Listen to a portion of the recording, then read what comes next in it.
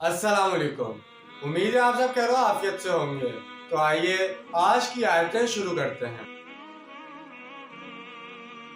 बिस्मिल्लाहिर्रहमानिर्रहीम। शाहिदल्लाहु अन्नहु ला इलाहा इल्ला हुवा वल मलाइकतु व उलुल इल्मी क़ाइमन बिल क़िस्ति ला इलाहा इल्ला हुवल अज़ीज़ुल हकीम।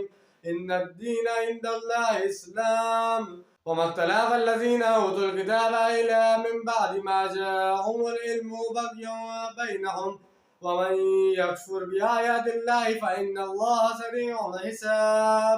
शुरू अल्लाह के नाम से जो बड़ा मेहरबान निहायत रहम करने वाला है। अल्लाह खुद गवाह है कि इसके सिवा कोई माबूद नहीं है और सारे फरिश्ते गवाह हैं और अहले इल्म भी इस पर गवाह है। वो अदलो किस का कायम करने वाला है, इसके सिवा कोई माबूद नहीं। वो ज़बरदस्त है, कमाल हिकमत वाला है। यकीनन दीन तो अल्लाह के नज़दीक सिर्फ इस्लाम ही है और अहले किताब ने इख्तलाफ नहीं किया इसके बाद कि इनके पास इल्म आ चुका था, मगर बाहिमी ज़दम ज़दा के सबब से। और जो कोई अल्लाह की आयत का इनकार करता है तो वो याद रखे कि अल्लाह बहुत जल्द हिसाब चुका देने वाला है। सबसे बड़ी गवाही है तो अल्लाह ताला की है जो कत्बे समाविया से भी जाहिर है और ज़ाहिर फितरत से भी।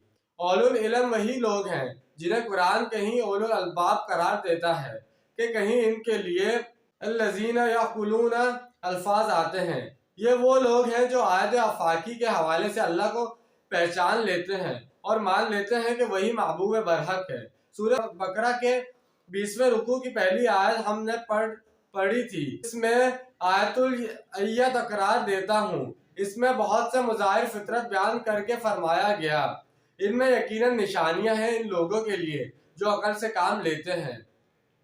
जो औलुल अलबाब है, औलुल इल्म है, वो भी गवाह है कि अल्लाह के सिवा कोई महबूब नहीं है।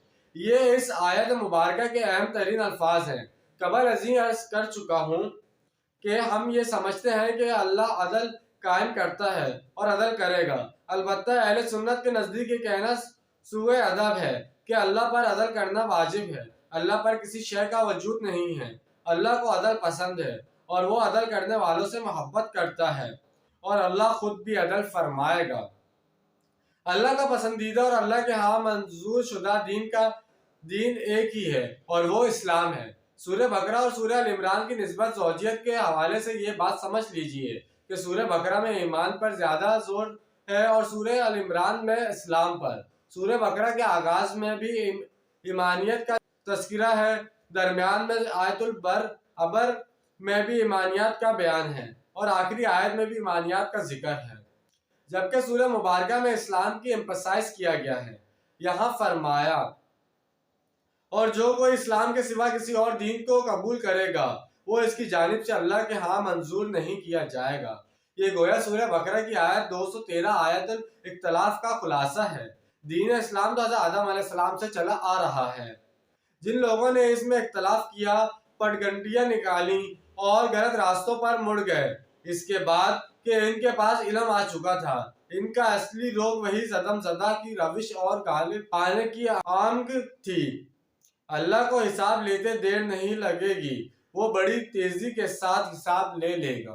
तो जैसे कि आज हमने 2 आयतों का तर्जुमा और तफसील बयान की है, उम्मीद है कि आप सबको आयतों का तर्जुमा और तफसील समझ में आया होगा और मिलते हैं अपनी अगली वीडियो में।